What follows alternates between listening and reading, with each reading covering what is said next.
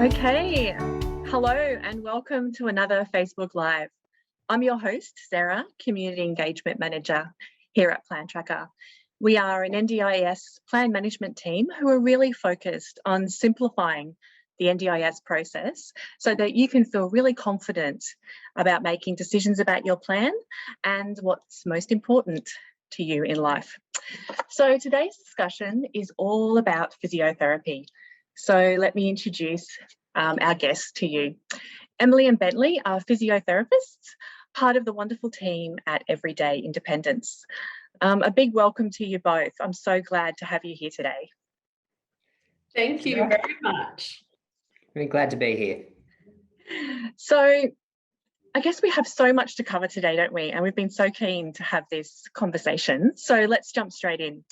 Now, when we were leading up and having conversations about what we'd talk about today, Emily, I noticed that you were introducing this idea of a social model of support. Can you tell us a little bit more about that? Yeah, absolutely. So I think, one of the great things that we do really well at Everyday Independence as physios and as part of the therapy team is that we are really underpinned by values around working in a social model or context. And essentially what that means is we believe that every person has the right to make choices about their life and fully participate in their community. And we really believe that disability shouldn't be a barrier to this. And what that means is, in terms of that social model, it really means that we are about putting the person at the centre of their therapy. We really focus on what they can do and their strengths and interests, rather than focusing on, things like a diagnosis or an impairment. So it's really about the fact that we deliver therapy where the person feels most comfortable in an everyday life, in an everyday setting. And that might look like at home, at school, at preschool, in the community, at a park. And it's really about, ensuring that our therapies are, where when we meet people where they're at.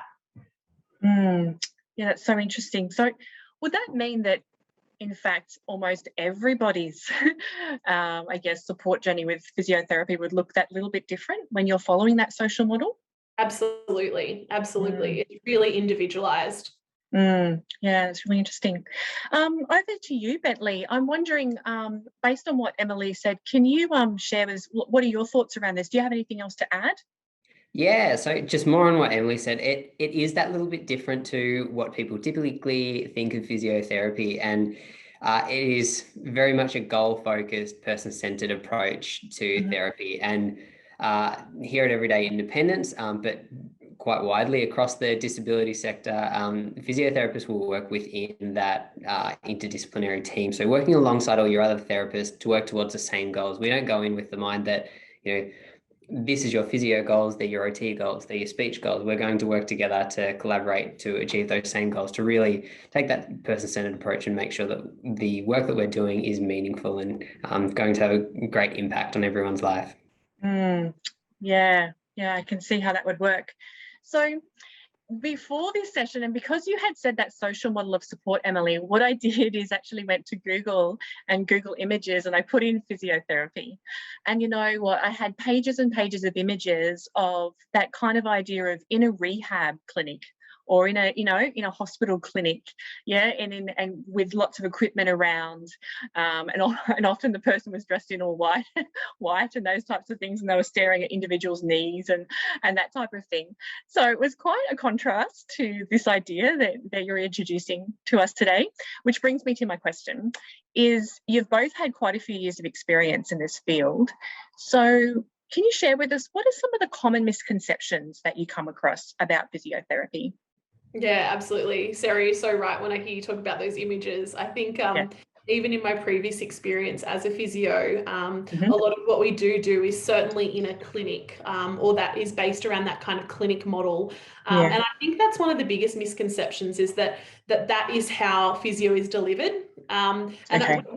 We know that, OT and speech particularly can be seen as a lot more in the community. People know about it a lot more in the community. But with physio, we often see that people still think of that real clinic-based model. And so even for me, you know, my journey and my career change, you know, coming to EI has really shifted my mindset as well as a clinician, particularly around changing that notion of being in the community, and particularly around shifting my mindset as a therapist from no longer looking for a diagnosis or an impairment, but really looking at strengths and interests. And I think, you know, yeah, I think that's the biggest misconception, is that it has to be in that clinic type setting.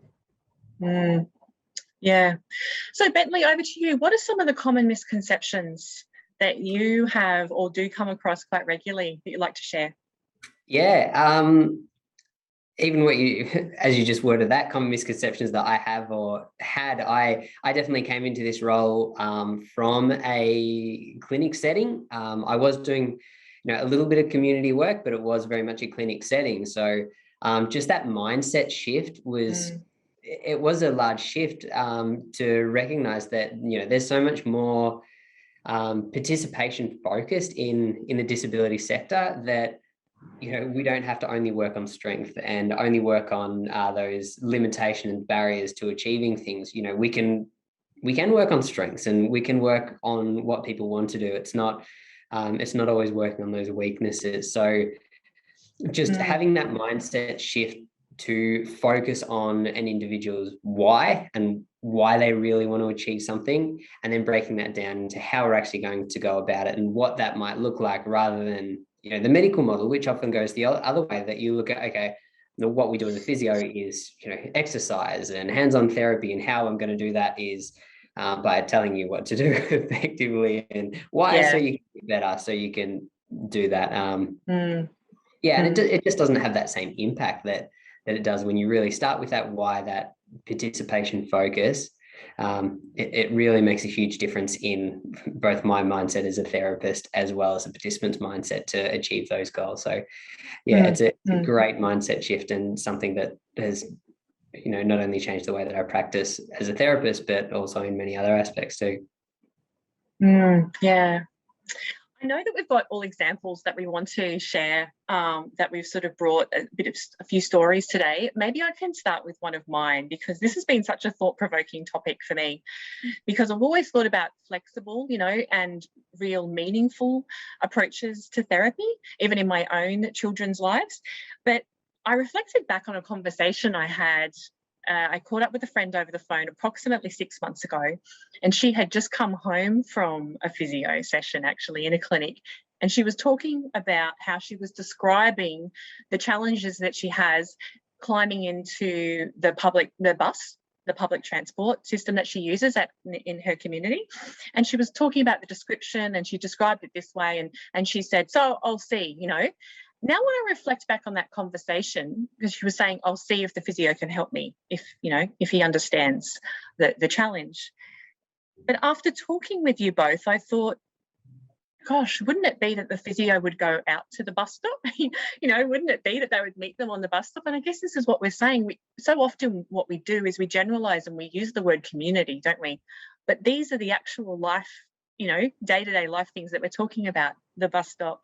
Or if there's no public transport in your community, you don't use it, perhaps it's some other public setting, or perhaps it's a goal that you want to access some other activity. Would it be maybe sporting or some sort of social activity or that type of thing, or even employment? Is that the type of scenarios where people could really unpack their daily movement tasks, I guess, or all those skills that go into getting on with life? Absolutely, Sarah. I think that's such a great example of what we do as physios in the community. And that really comes back to that, I suppose, that scenario that you're talking about and that conversation that you're reflecting on. It comes back to, you know, what we talk about in terms of that clinic, that traditional clinic setting. We just can't replicate a lot of these situations that our participants are faced with in a clinic. So it's really about us as physios getting out into the community and really breaking down the barriers that they are facing. You know, we would watch them as a therapist, how they get on and off the bus. You know, what part of that process are they really struggling with. And then, you know, we work back from there rather than, you know, try and replicate that, like I said, in a clinic, and try and work on things like Bentley said, you know, strength and muscle tone and all those kinds of things. We're really about participation and seeing those barriers for ourselves, and then working with the participant to come up with solutions on how we approach that, or, you know, how we include them in the community in a really meaningful way. Yeah, that's right. And it can be perhaps those really big, I guess, big milestones in life, but it can also be that day to day. I can do this part, but that little bit in the middle, I need some either skill development or perhaps a piece of equipment or a modification. Absolutely. Yeah. Absolutely. Okay. All right. So before we move on to my really practical examples of sessions and how that looks like in your practice, perhaps you could share with us, do you have any examples of individuals who really didn't understand the power, I guess you'd say, of physiotherapy, and what were some of the outcomes there? Yeah, absolutely. We get quite a bit of that there's referrals that come through, and you know, we might have a look at the referral and identify, oh, you know, there is this physical component to the person presenting, and sometimes you would challenge whoever made the referral if it's a family member, and quite often they do associate, oh, no, we don't need to see a physio in the clinical setting, and it is very much an educational piece then about trying to teach them, you know, what we actually do and how that looks in this setting. And it is so different to what people typically know of physio. So it is a bit of a challenge at times, but a welcome challenge. And when we do see the outcomes and the results, yeah, I think we definitely win a few more people over. Yeah. All right. Well, can I get to the nitty-gritty, Ben? Perhaps we've got some audience who are joining us today, and they're thinking, oh, maybe there's an opportunity here, you know, maybe I could have a chat and explore some things in my life, or things that I want to do in the future in my life, and I could see how a physio could help me. But maybe they've never, ever come across a physio ever before, never worked with one, don't know anyone, and perhaps they're feeling a little bit apprehensive about those first steps. So, Emily, I'll start with you. Can you talk us through what those first couple of appointments would look like? Yeah, absolutely. So our first couple of appointments, particularly our first appointment and what we refer to as our initial assessment, is really a really in-depth session in person, where we really start to unpack what the person's strengths are. We really start to delve a little bit deeper into what their current challenges are. And we also then, we take a lot of questions, and then we start to get to know who that person is and who they are in their environments. And ideally from there, we sit together in that first session from the get-go, and we really nut out some goals and some outcomes that participant is wanting to work towards. So, you know, goal setting happens from the get-go, and I think that's the really the key to what we do, is that, you know, we're really focused on those outcomes right from the start. And then in terms of, you know, subsequent sessions, our next session would be our really hands-on session as a physio. So that would be what we refer to as a focused assessment. So, and that's where we really start to put a lot of our physio skills into practice, to really start to look at the physical side of things, in terms of, you know, we might look deeper into the person's muscle strength. We would, you know, look at their balance. We would actually take them out into the community and assess those barriers for more of a physical side. Okay. Yeah, that's excellent. I've just noticed, guys, that we have a question in the comment section on Facebook. So let's jump into that one. Can you give us some examples of how physio benefits someone with multiple disabilities? Yep. Obviously, multiple disabilities could be anything. And depending on which disabilities they are that we are working with, it's going to vary. But we don't like to take that approach of looking at their limitations or their disabilities. Quite often, I'll go into a session and I won't have even known what the person's presenting with to start. I might have their goals, what they want to achieve from their NDIS plan, for instance. And and have no idea what their actual disability is, because we don't want to look at their barriers. We don't want to look at the limitations. We want to look at what's possible and what we can actually achieve. So regardless of how many disabilities, what disabilities they might have, that doesn't really matter all that much at all. We obviously do, take that into account with how we assess their treatment and whatnot, but we want to look at the possibilities and what you actually want to achieve and why that's important to you, and then we'll work towards that. Yeah, I can understand that. Yeah. I'd be Yeah, happy go to for add it. to that as well, Sarah, just in regards to exactly what Bentley's saying. What we actually find more often than not is that most of our participants and most of the people we see in the community generally have, multiple disabilities and multiple things going on. So it's certainly not uncommon for us to be faced as physios with someone that might have some more complex needs. And it really is like Bentley said, it really is about focusing on their strengths and what they want to achieve and how do we get them there.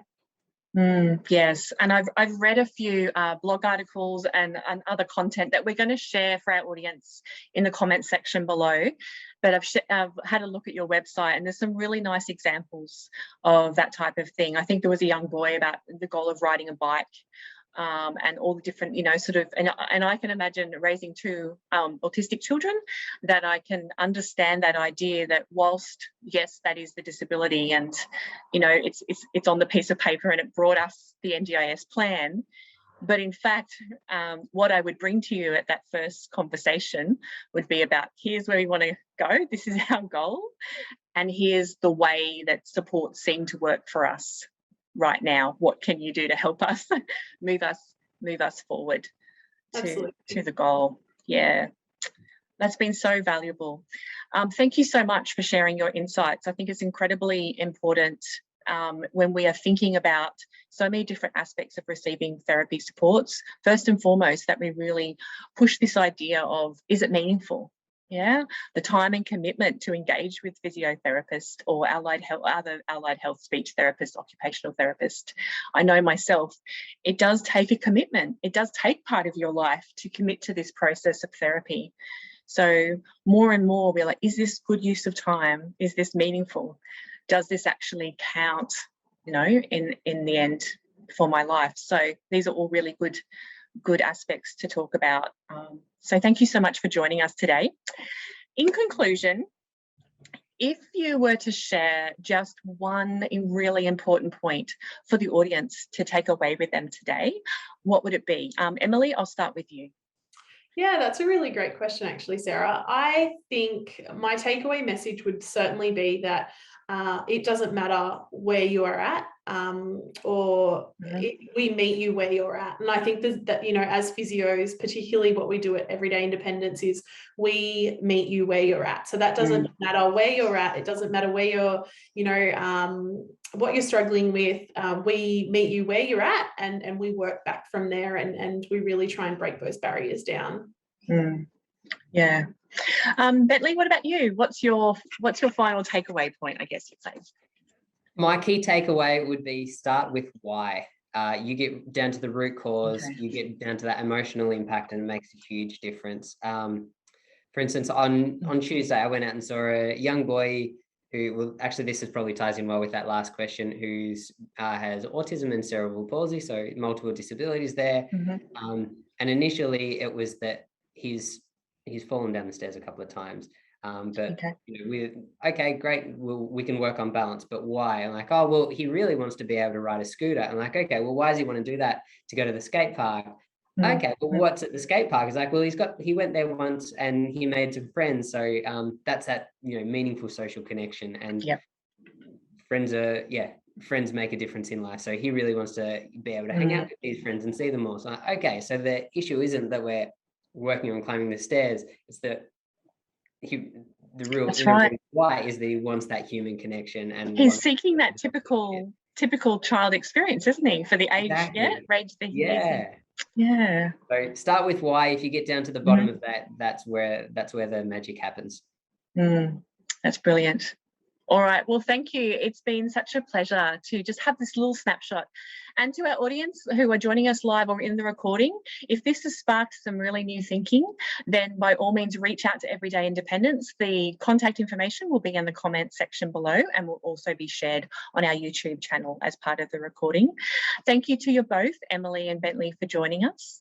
And again, to our audience, wherever you are around Australia, we hope you are safe and well supported, and we look forward to seeing you next time. Bye.